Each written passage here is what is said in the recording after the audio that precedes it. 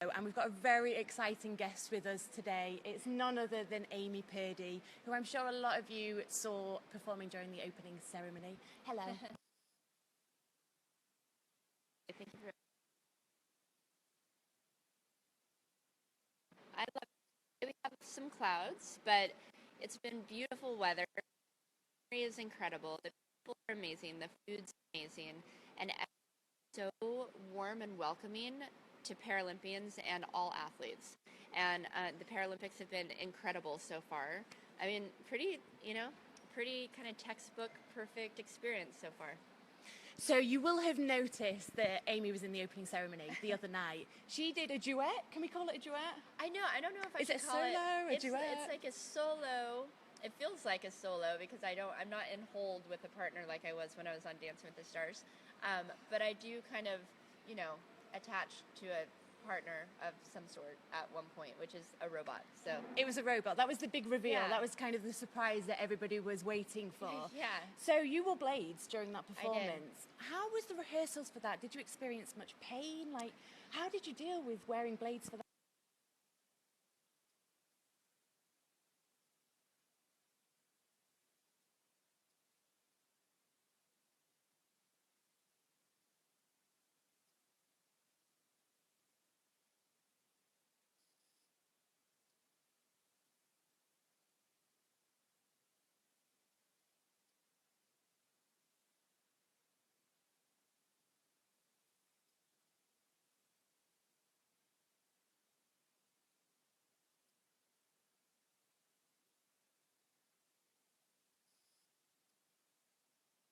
And all day practicing in blades just because the more I bend my knee would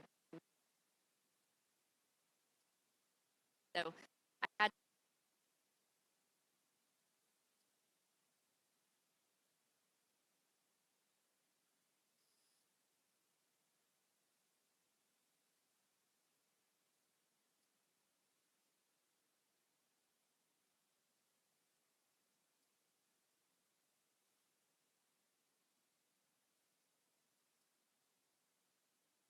The fact that wearing blades hurts. I'm a double below knee amputee just like Amy, and actually she was the inspiration behind my legs. I don't know if we can do a little trail down to our matching legs.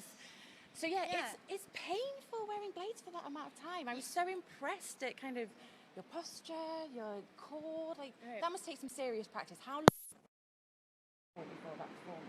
I mean, I came out to Rio in July, and I was here for 10 days, and I learned the choreography then. And at that point, it was just figuring out what I could do on the blades. They'd want me to do certain things, and I could either do it or not, and so we kind of created this dance out of the things that we realized I could do. But some of the stuff that I had to really work on, like turning, I did 2 pirouettes on the blades with just on one foot. That was really challenging for me, but we all wanted it, and I wanted to be able to do it so bad. So I then went home, practiced for about 3 weeks. I hired a dancing coach out there who came here with me the first time and learned the choreography as well. Sorry, I think that we're experiencing some audio difficulties. Yeah. Well, good. We're back. Oh, carry we're on. back. Yeah. Sorry about that. Sorry, everybody, we are back. So please do carry on. Modern Technical. technology, yeah. But anyway, so basically, overall, I would say about a month and a half of practice, which is never enough time when you're dancing in front of millions of people. I don't think you're ever ready. So that's the next thing. What does it feel like to be in front of that kind of crowd? At the Maracanã as well, such a huge stadium, such a place in Brazilian people's hearts. What did you think when you walked out to that? Honestly, so surreal. I think it didn't really hit me until after that I just did that, and that's who I just did this for, and in this historic stadium, and it means so much to so many people around the world. And but going into it, I kind of can't psych myself out and build all that up. Going into it, I have to just know what my job is, so I can be laser focused, get it done, and then afterwards I go, oh my God, did I really just do that? What just happened? Yeah. Did it hit you afterwards? Oh yeah, absolutely. I mean, my managers and everybody involved would tell me how big of a deal this is, but like I said, I kind of have to keep it on I have to keep it mellow for myself so that I can actually perform properly and not be aware that so many people are watching and that it means so much to so many and that it's in this amazing stadium. So I keep those details out of my mind going into it. And then afterwards, I was like, this is a really big deal. You see what I just said? There's 70,000 people watching, which I knew, and walking out I knew, but I kind of was, I got to put my head near the music. And so I couldn't hear the claps. So I was somewhat disconnected with the crowd because I couldn't hear everybody cheer. But at the very end, I really wanted to hear it. So as soon as I put my hand on the robot and stopped and smiled for a few seconds, I pulled the headphone out and listened. And it was unlike anything I could ever explain. I mean, really, to perform on a stage that huge and for the Paralympic opening ceremonies, the fact that they even asked me is such an honor. It's just, the whole experience is one that will be a chapter in my book. So if you just joined us, we are live on BBC News and we're joined by Paralympic snowboarder and dancer Amy Purdy.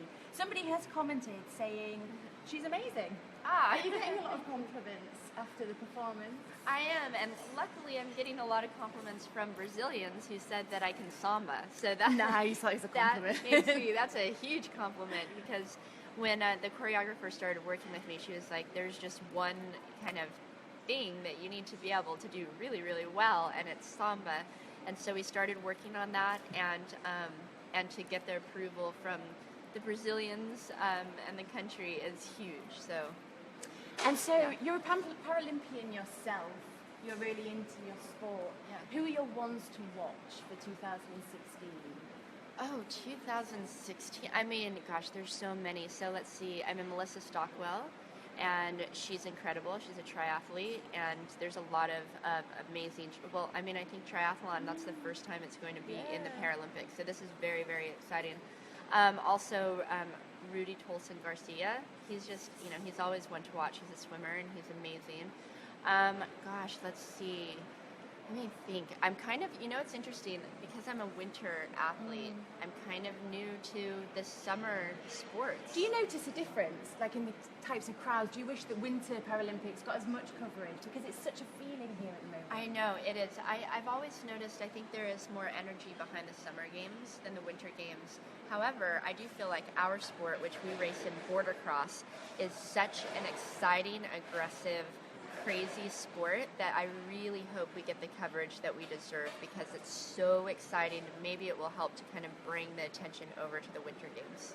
And do you think that the Paralympics is being a success so far? Do you think that this will do its bit to kind of further destigmatize disability? I do. I mean, I think it's just a matter of, for one, it's awareness, and it's making things not seem so separate, right? Like when things are separate, like these people over there and us over here. The thing is, we're all Olympians. All the athletes here are Olympians. I look at the Paralympics as the adaptive division of the Olympics. That's basically what it is. It's under the same umbrella. And so to be able to share with the world what we're doing and have it be a conversation starter and have people like turn the TV on and have it be normal to see someone in a wheelchair lifting weights, or which it is normal. It's normal for those of us who do it, but for us to see it and to share it with the world on such a global scale, I think absolutely will kind of, change the conversation a bit between disability and ability, because we're all one and the same. And you're presenting out here as well. I'm not really presenting, but I'm a reporter for NBC, and I'm covering some of the sports. I'm covering wheelchair basketball, which I got to tell you guys, being a reporter it's not easy. It's actually not. I mean, not that I thought that it was easy, but I can imagine you're great at it there. No, you would think. I'm trying hard. I'm trying really hard. I want to make sure that I do a good job for these athletes to be able to represent their story. And talking about broadcasting, NBC in the U.S. is doing 66 hours, which is more than they've ever done. And so being able to share these stories and be able to bring these stories to our country is huge, and hopefully it will just get bigger and better. So obviously, every year, every Paralympics, I think we get more attention, and we get more, we just get more coverage, and it gets bigger. So. Thank you so much for joining us. And do check out all of the BBC's coverage at the Paralympic Games. We're behind the scenes. We're on Snapchat and Instagram, BBC Stories, so do check us out. And thank you again. Enjoy the games. Thanks, you guys. Thanks, Thank you. bye.